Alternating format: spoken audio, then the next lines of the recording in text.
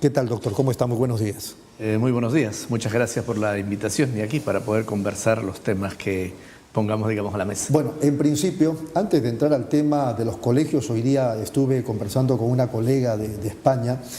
Quisiera una impresión suya sobre esta crisis política que da la impresión que ya está calmándose. ¿Qué le pareció todo eso? Primero, nuestra condolencia y reconocimiento a la familia de estos jóvenes que han fallecido. Tenemos todavía algunos jóvenes que están en las clínicas, en los hospitales, y muchos tendrán que pasar por un proceso un poco largo para poder recuperar básicamente su salud emocional. Y ha sido una expresión, creo yo, del hartazgo que tiene mucha gente a cierta clase política, ¿no? Una clase política que ha estado básicamente en el Congreso de la República, que no está en la capacidad ni en la altura de resolver los grandes problemas que tiene el país, mucho menos tener una mirada estratégica para poder llegar en mejores condiciones al Bicentenario. Entonces, este hartazgo se ha visto reflejado en esta manifestación de la juventud, y no solo juventud, ¿no? También hay mucha gente, ya digamos de nuestra edad, que ha estado en las calles, que no está en las calles. Entonces, es una expresión que no solamente se está dando en el Perú, y hay que tomar en cuenta ello, ¿no? En muchos países del mundo, inclusive, la juventud está entendiendo de que ellos tienen que ser también actores en el tema político. La política no puede estar ajeno a la juventud, no puede estar ajeno a todos nosotros, diferenciando, por supuesto, un tema de una política partidaria, ¿no? En este caso creo que ha habido todo un tema colectivo, y eso ha permitido aglutinar a millones de jóvenes que se han desplazado en todo el país, y ojalá todo esto pueda tener como correlato, como un corolario, de que las elecciones del 2021 sirva justamente para poder poner a la presidencia y al Congreso a gente que, uno, tenga decencia, y otro, que esté dispuesto a luchar por el país, por la salud, por la educación, que son los ejes fundamentales para el desarrollo de todo país. Muy bien, nos vamos un ratito a la pausa, ¿le parece, doctor? Perfecto. Y regresamos con más aquí en Pulso Informativo. Estamos conversando con el profesor Luis Espinosa Tarazona, presidente del directorio de la Rama Magisterial.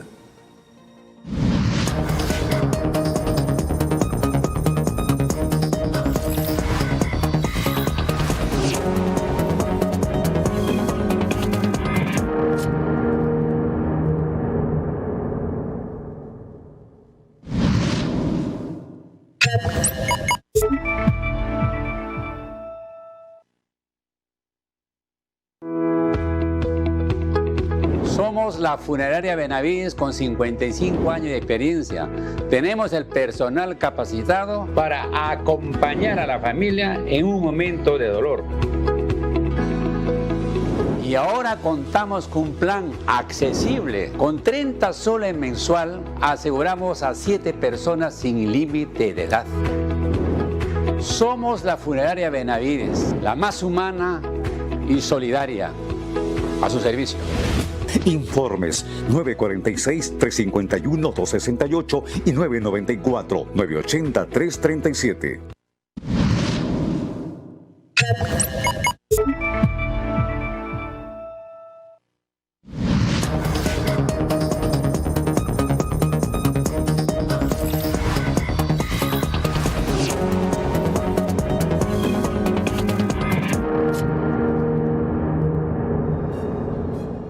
Muy bien, continuamos aquí en Pulso Informativo de UCI, un canal inteligente, conversando con el profesor Luis Espinosa, presidente del directorio de la Rama Magisterial. Él nos dio ya sus impresiones generales, digamos, en relación con el tema de la crisis política, y mencionó al Congreso. Y entonces yo le quería ir a preguntar, ahí habría, claro, no usted, ni yo, ni los televidentes, pero los sectores políticos, las bancadas, los partidos, que hacer una suerte de mea culpa, porque creo yo que no se salva ni la derecha, ni la izquierda, ni el centro. O sea, todas las bancadas han tenido su cuota de responsabilidad frente a esta crisis, que de algún modo se arregló, si es que se ha arreglado, por la salida de los jóvenes a las calles.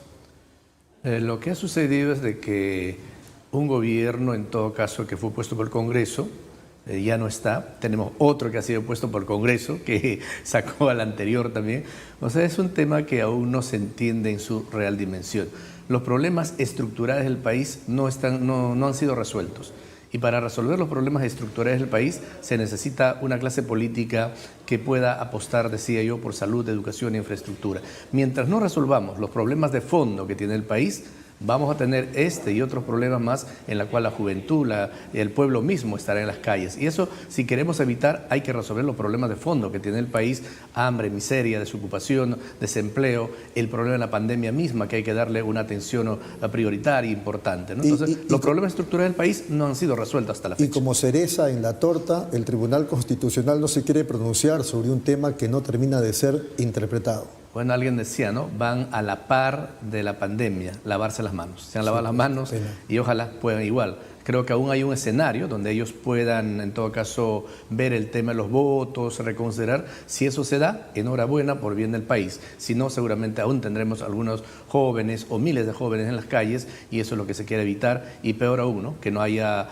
estos saldos lamentables que hoy día estamos viviendo en el país. Muy bien, antes de entrar a temas que también quiero abordar sobre la derrama magisterial como institución que desarrolla su trabajo frente a los docentes en todo el país, quería insistir en el tema de la educación virtual, que yo sé que es importante, que se va a quedar, pero su valía también no puede dejar de permitir que florezca otra vez la educación presencial.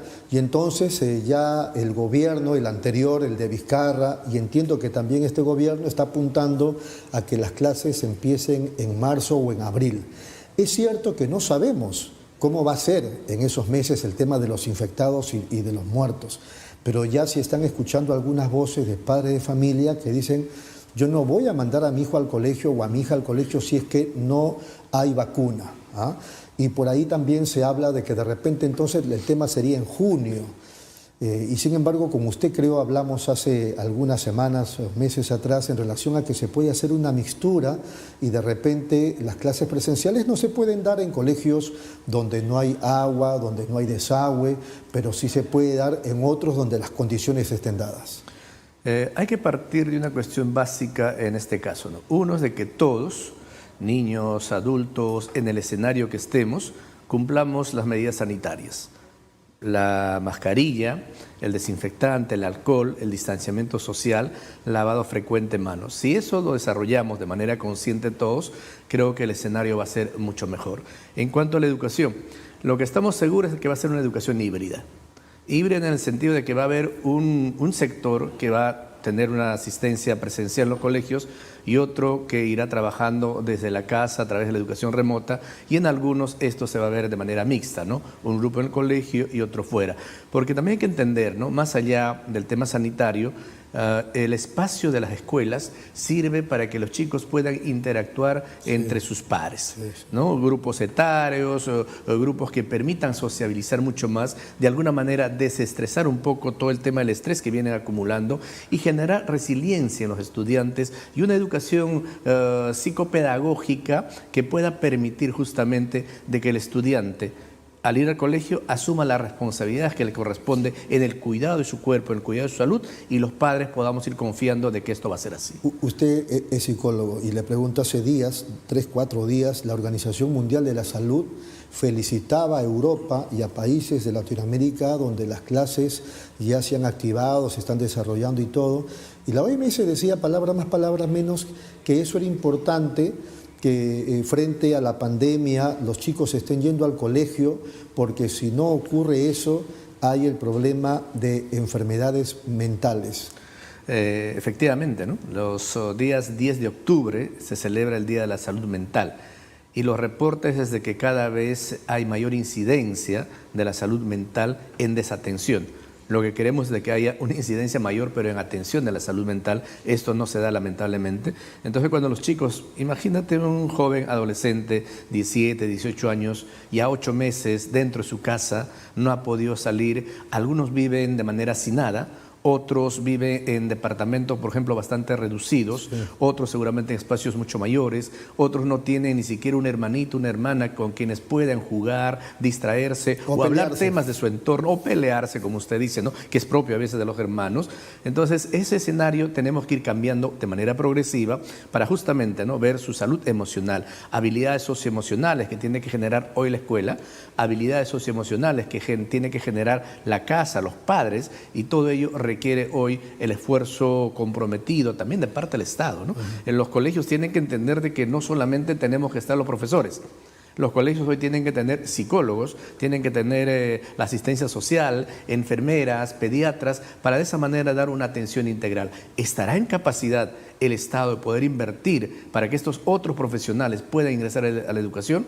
Esperamos que sí, esperamos que hagan el mayor esfuerzo. Entonces una educación multidisciplinar, interdisciplinar, va a permitir de que en el país los estudiantes puedan tener una formación no solamente cognitiva a través de información, de conocimiento, sino también una formación que le permita desenvolverse en entornos que se avecinan bastante distintos. Hay muchas profesiones que están quedando obsoletas. Hay otros oficios y profesiones que vienen apareciendo. Sí. Imagínense que este tema de la movilización ha sido generado en espacios de TikTokers, ¿no? Espacios de influencer. Hoy los jóvenes leen, pero ya no leen como nosotros con un libro. Básicamente es a través de dispositivos móviles. Queramos o no, están leyendo, seguramente no lo que nosotros necesariamente queremos que lean, pero sí lo que a ellos les interesa, les permite desenvolverse en la vida. Entonces, tenemos que darle una mirada muy, muy profunda, una visión bastante estratégica a la educación y entender de que digamos, la felicidad del ser humano no solamente es el tema cognitivo. El desarrollo profesional, personal del ser humano no solamente es matemática, comunicación, ciencia, historia. Hay otros escenarios que se abren, inciertos inclusive. Entonces, una educación híbrida que nos permita prepararnos para lo incierto y que estemos en capacidad de resolver los problemas que se presentan, creo que nos puede poner un escenario mucho mejor en el tema educativo en el país. Muy bien, ahora hay dos versiones, una de ellas en el sentido de la vacuna. Una de ellas, padres y familia que dicen, no, yo no voy a vacunarme, en mi familia no nos vamos a vacunar porque tienen cierto temor, eso no falta en el mundo aún desarrollado. Y hay también otra versión en el sentido de que mi hijo no irá o mi hija no irá al colegio si es que no hay vacuna. Entonces yo digo, no creo que se refiera a la vacuna para los niños porque hasta donde sé no existe todavía, están procesando creo vacunas para los niños, eso va a tomar su tiempo, las vacunas son para los adultos o adultos mayores, pero insisto, dicen en principio no me voy a vacunar y de otro lado hay gente que dice no, que las clases empiecen cuando ya haya vacuna. ¿Cómo lo toma usted? Ratifico lo que dices, ¿no? No hay todavía un ensayo de vacuna en niños, por ejemplo. Entonces esto va a demorar. Inclusive la vacuna para adultos, el tiempo de ensayo es bastante corto. No podemos tener una vacuna 100% segura y eso lo dicen los expertos, los profesionales. Hay pues lamentablemente corrientes que se oponen a las vacunas, no solo a estas, sino a todas las vacunas. Las respetamos, por supuesto. Un poco yendo a lo que decía el presidente actual, ¿no? Sin ciencia no hay desarrollo. Sin ciencia no va a haber salud completa incluso. Entonces tenemos que aprender a confiar en la ciencia, que son años de investigaciones que se lleva adelante y permitan. Imagínense entonces, si de acá a años no tenemos una vacuna eficiente, no lo vamos a tener a nuestros hijos metidos en la casa. Así es. O sea, hay que ver también la salud de ellos, decía, ¿no? Podemos poner de ejemplo, el virus, el VIH, tiene casi medio siglo. Hasta hoy día no hay una vacuna. No hay vacuna, no. No hay cura. Y en este escenario del COVID-19 no sabemos si primero puede ser la vacuna o tal vez la cura. O sea, se está trabajando en ambos espacios en el mundo de la ciencia. Entonces esto nos va a permitir a nosotros los padres, uno, entender, repito, una nueva realidad que estamos viviendo. Es un nuevo escenario que se nos presenta y la forma en todo caso de poder al menos estar a buen recaudo del virus es lo que decíamos temprano, mascarilla, desinfectarse permanentemente las manos, lavarse las manos, el distanciamiento social. Si eso podemos trabajarlo de la manera consciente todos los peruanos, creo que estaremos en una mejor condición. Caso contrario, espero no lleguemos a una segunda ola, un rebrote que se pueda producir en el país por este COVID-19. Ahora, en el tema, eso es por el tema de los padres. En el caso de los colegios y su preparación, considerando ya el inicio de las clases presenciales el próximo año, las UCES están integradas entre ellas y con el gobierno central y con los colegios que regentan para que el funcionamiento se dé un buen porcentaje. Lo que existe en el país de alguna manera es el desorden y el sector de educación no es ajeno a eso, ¿no? Escuchaba el ministro de Educación, por ejemplo, que decía que ha encontrado de alguna manera más ordenado el Ministerio de Educación y eso le va a permitir trabajar mucho mejor en el tiempo que tiene hacia adelante y esperamos que así sea. Pero si vamos a los órganos desconcentrados, direcciones regionales, unidades de gestión educativa, no hay un tema de articulación. Es un poco como el teléfono malogrado. Muchas veces lo que se dice al especialista de la región no se replica de la misma manera al especialista de la UGEL. Y este especialista de la UGEL no lo replica del mismo modo al profesor de aula. Entonces tenemos un nivel en la cual no hay una política integral que pueda llegar con el mismo mensaje desde el ministerio hasta el profesor que trabaja en el aula, ¿no? Mientras esto no se resuelva, creo que el tema burocrático sigue. Las unidades de gestión educativa, las direcciones regionales y el ministerio mismo es demasiado burocrático. Piden al maestro documentos que nunca le van a dar una mirada, pero sobrecargan de actividad más administrativa, burocrática al docente, en vez de generar, por ejemplo, mejores espacios, mayores condiciones para que ellos puedan desempeñarse de mejor manera en el tema académico, ¿no? En las clases. Entonces hay que dar un mensaje en todo caso a la UGEL, a la dirección regional, al mismo ministerio, menos burocracia, un tema articulado de información que llegue desde el ministerio, desde el profesor con el mismo mensaje y en el camino no se vaya tergiversando. Los maestros necesitan también trabajar distendido, de manera relajada, cumpliendo lo que le corresponde cumplir como docente y no cumpliendo labores administrativas o de papeleo. Me acuerdo que el ministerio hace tiempo atrás sacó este pupitre limpio, pero lo que hacen hoy día es pedir al docente documentos, reitero, que ni la UGEL lo lee, ni la dirección regional lo lee, mucho menos el Ministerio de Educación, porque ni siquiera llega. Entonces, no hay por qué dar sobrecarga laboral al docente, sino más bien generarle toda una condición para que el docente pueda llegar con el mejor ánimo, con la mejor predisposición y con las mejores estrategias, metodologías que le permitan que el estudiante pueda aprender en un espacio realmente académico, pedagógico y también sus propias potencialidades a desarrollar. Muy bien, vamos a una brevísima pausa y luego regresamos con la última parte de la entrevista al presidente de la derrama magisterial.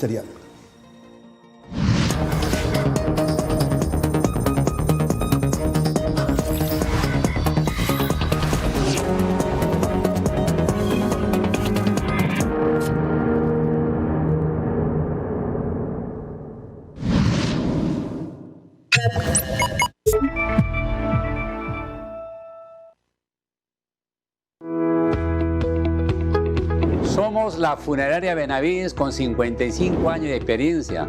Tenemos el personal capacitado para acompañar a la familia en un momento de dolor. Y ahora contamos con un plan accesible. Con 30 soles mensual aseguramos a 7 personas sin límite de edad. Somos la funeraria Benavides, la más humana y solidaria. A su servicio. Informes 946-351-268 y 994-980-337.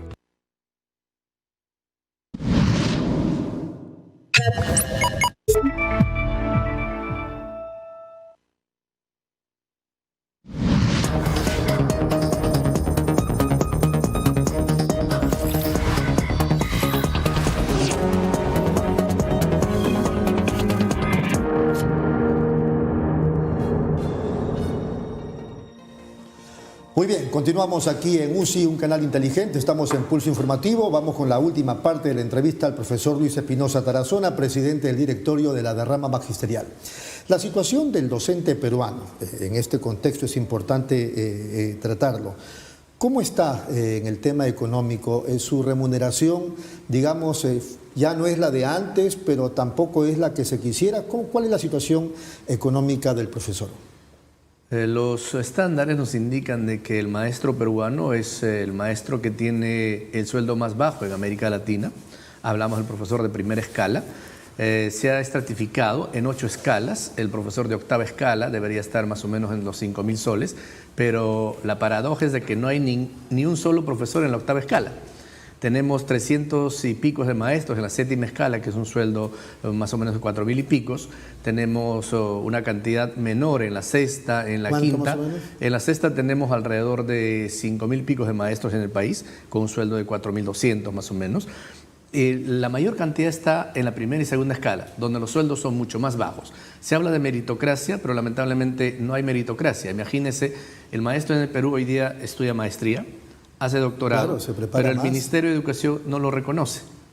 Hasta hoy día se sigue exigiendo para que se haga el reconocimiento de pago por estudio de maestría y doctorado. Esto hablamos de la ley de la reforma magisterial del año 2012, hasta la fecha no se hace eso. Imagínense cuántos años han pasado y el maestro tiene su grado, tiene su cartón, pero sigue esperando el reconocimiento, a pesar que el reconocimiento, hasta donde conocemos, será bastante bajo y una maestría pues te cuesta 18, 20, 25 mil soles de acuerdo a la universidad en la cual se encuentra. ¿Cuánto es el promedio entonces más bajo de un profesor en el Perú? Hoy día el profesor en primera escala va a llegar a 2.400, pero es aún bastante bajo, ¿no? En este mes debería llegar ese monto, entre 2.200 a 2.500 es en la cual está el grueso del Magisterio Nacional. ¿Y el más alto, la más alta remuneración es, para un profesor? 5.080 en promedio, ahorita no tengo la cifra exacta. Digamos, que es el el profesor monto de un director o el director gana más? Es el profesor de la octava escala. Los directores tienen un sueldo mayor porque se le paga por la función que cumple, 800, 600 soles, dependiendo. Si es un colegio, por ejemplo, de un solo turno, de 2 turnos, si es un colegio que tiene también, digamos, una cantidad mayor de aulas en primario y secundario. En función de ello, el director tiene un incremento mayor, ¿no? ¿Estamos hablando de cuánto? ¿6.000, 10.000? Si un director está, por ejemplo, en la octava escala, debería llegar su sueldo a promedio de 7.000 soles. Pero como decía, no tenemos profesores en octava escala. Un profesor con séptima escala debe estar con 6.000 y pico de soles, si es que trabaja o es director en una institución educativa que tiene ambos turnos y ambos niveles.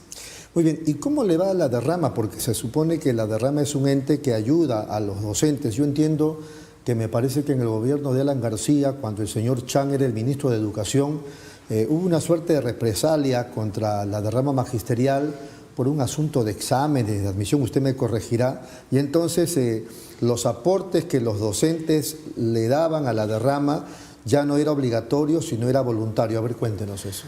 Bueno, en el año 2007 García sacó una norma en la cual no podíamos tener convenio como derrama con las UGEL, donde se hace el descuento automático al docente, y tampoco podíamos tener el pago de los créditos a través del Banco de la Nación. ¿Por qué lo hizo? Una represalia hacia la derrama magisterial. ¿Le parece una represalia? Definitivamente. Los gobiernos turno han visto siempre la derrama magisterial como un obstáculo, porque es el único sistema de previsión que funciona en el país y además es un sistema previsional que es modelo de gestión aquí en el país y en América Latina, porque un maestro que deja 21.50 tiene una rentabilidad de 8,3%, además de la ganancia que tiene la derrama, se reparte a cada docente. No es como alguna empresa que tenga un dueño, un holding, que la ganancia va para ellos primero. No, en este caso, si la derrama es una inversión, toda la ganancia se reparte entre los 250.000 afiliados que tiene la derrama magisterial. Entonces, un maestro, al retirarse, retira un fondo que ha venido depositando, que el 35% es su fondo que ha dejado el maestro, pero el 65% es la rentabilidad que le da la derrama magisterial. Y eso es lo que el maestro ve recién justamente al momento de retirarse. ¿Por qué? Cuando el maestro se retira, tienes más o menos 90 días que el Estado no te da nada, mientras evalúan cuándo va a ser tu pensión, además que es una pensión bastante mísera.